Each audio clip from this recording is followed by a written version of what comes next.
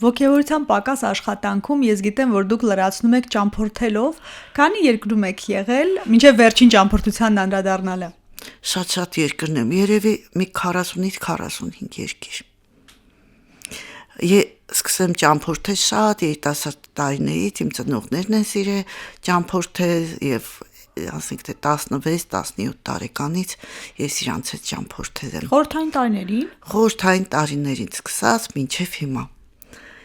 Դե ծնողներիս հետ սկզբից, հետո արդեն ինքնուրույն 18 տարեկանից ինքնուրույն։ Դուք որպես նյարդաբան նաև հաշվի եք առնում, որ նոր ճամփորդություններ, նոր զգացողություններ են, ուղեղի համար հավելյալ խթան է, թե ուղղակի սիրում եք։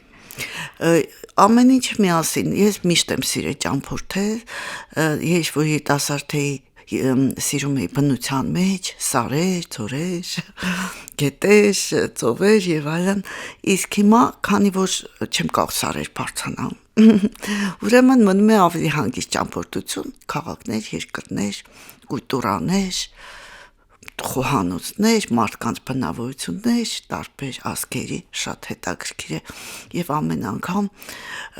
այսպես սպասում եմ եւ կարդում եմ, պատրաստվում եմ, ինչ տիպի մարդկանց կհանդիպեմ, ինչն է իրանց կուլտուրան, իրանց կենցաղային ապրուստը եւ այլն եւ այդպես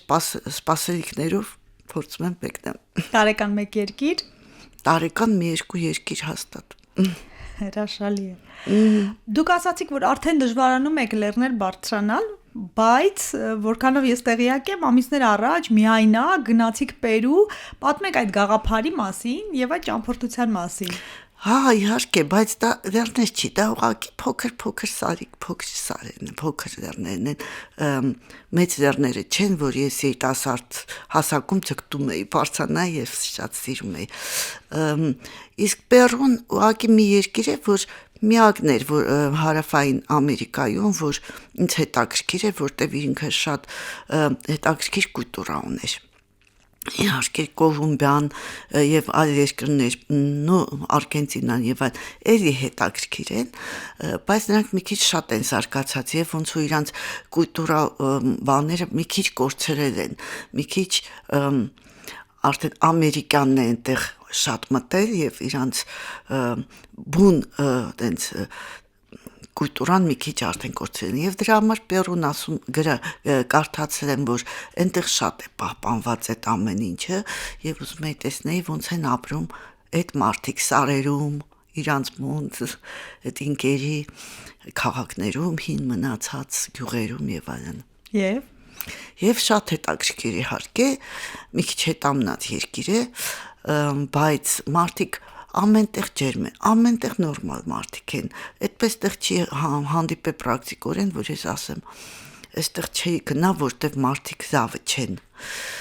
Տուրիստների համար մարդիկ ամենտեղ լավ են, ուրիշ բան, եթե այնտեղ երկար ապրես, արդեն իրանց բացական կողմերը կարող է հայտնաբերես։ Ինձ համար լավ էր, մարդիկ լավն էին, կուլտուրան շատ հետաքրքիր էր, ուտելիքը շատ հետաքրքիր էր, նոր համեր ես զգում, դա էմոցիաներ է ամեն ճանապարհությունը, դու զգում ես նոր զգացողություններ, նոր հարաբերություններ, նոր էմոցիաներ, եւ ֆիզիկապես եւ ոչ էմոցիոնալ ինչ-որ ոլորտում, այդ շատ հետաքրքիր է լինում եւ ես միշտ սիրում եմ շատ։ Դուք ասում եք փոքր բլուրներ, բայց Մաչու Պիկչու մագացելը դուրս չի, փոքր բլուր չի, այնտեղ կատաններ կան, որոնք դժվար է հաղթահարել։ Այնտեղ ամեն ինչ արել են, որ տուրիստներ կարողանան գնան այցելեն։ Նույնիսկ 70 անց մարդիկ կարող են գնան այցելեն։ Մի քիչ դժվար է, որտեղ բարձր է գտնվում։ Ծովի մակերեսից մոտ 3000 Կուսկո քաղաքը բարձր է ավելի, քան թե Մաչու Պիկչուն, Կուսկոն մոտ 3000 մետրի վրա է ծովի մակերեսից, իսկ Մաչու Պիկչուն մի քիչ ավելի ցածր, բայց էլի մի քիչ դժվար է, բայց այնքան դժվար չի, որ չկարողանանք վերջով ամեն ինչ ստացվեց, չհաշված, որ ես նաև ճանապարհին հիվանդացել էի եւ ջերմություն ունեի այդ ժամանակ, բայց մեկ ամեն ինչ անցավ։ Դոկտոր Մարիամ, դուք ճամփորդում եք, այս անգամ էլ մենակ էիք, հետաքրքիր է մտավախություններ, ռիսկեր, տարիքը ձեզ խոչընդոտ չի ամեն դեպքում։ Բացարձակ խոչընդոտ չի, եթե տիրապետում ես, մի քիչ լեզու գիտես, Եվ ամենակարևորը, որևէ մտավախություն չունեք, թեկուզ տարիքով պայմանավորված, որ միայնակ ճամփորդեք, այդ խիզախությունն էլ կա։ Չեմ կարծում, որ դա վտանգավոր է, որտեվ ամբողջ ռիսկերը պետք է հաշվի առնել։ Ասենք թե գնում եմ այդպես մի քիչ վտանգավոր, միգուցե այդպես տեղ, ես տեսնում եմ, որ ասենք թե քաղաքի կենտրոնից ուրիշ տեղ պետք է չգնալ, որտեղ կարելի է, որտեղ չի կարելի, ինչ ռիսկեր կան, առողջական ինչ ռիսկեր կան, այդ ամեն ինչ հիմա կարելի է լրիվ ուսումնասիրել եւ պատրաստված գնալ եւ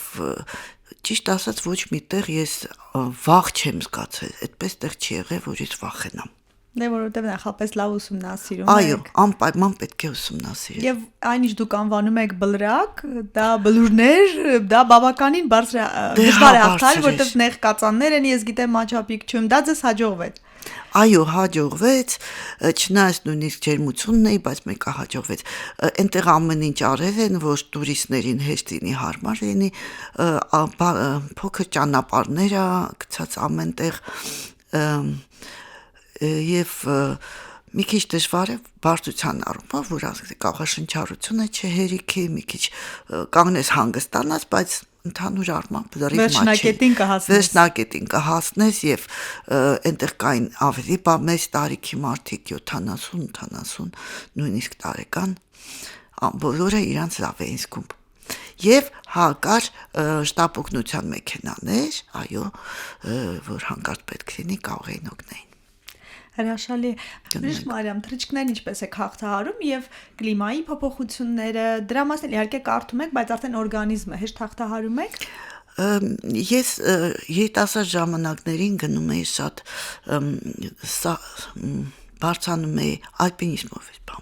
եւ այդ կլիմայական փոփոխությունները կտրուկ բարձրացում, կտրուկ ցուրտ, կտրուկ շոկ ինձ կոփել է, ես այդպես եմ պատկերացնում եւ հիմա ես ոչ մի դժվարություն չեմ զգում մի տեղից մյուս տեղ գնալ, կլիման փոփոխել, ես իմ ժամային այդ տարածությունները փոփոխել, ոչ մի ձևի ինձ վրա չի անդրադառնում։ Թռիչքներ, ոչ, ամեն ինչ նորմալ է։ Ինչ է հարկավոր 60-ից 65-ից հետո հայ մարդուն անկախ մասնագիտությունից։ Անկախ մասնագիտությունից, այդպես են ասում, որ ծերությունը կամ մեծ հասակ ասեմ ծերությունը ինչ որ են բառը, չի։ Մենք ասում ենք ավակ սերունդը, ավակ սերունդի հասանելի կյանքը մենք ստանում ենք երիտասարդ տարիքում, այսինքն մենք վաստակում ենք դա երիտասարդ տարիքում։ Չվախենանք մեր տարիքից, ասենք թե կան չեմ հասկանում ինչի են ասում, մի ասա քո տարիքը, դու կին ես պետք չի տարիքը ասել, ինչ զարմանալի բան է դա։ Տարիքը ոչ մի դեպքում խոչընդոտ չէ։ Տարիքը խոչընդոտ չէ ոչ մի դեպքում, կարևորը որ փորձես այդ տարիքում լինես առողջ եւ հետաքրքրասեր։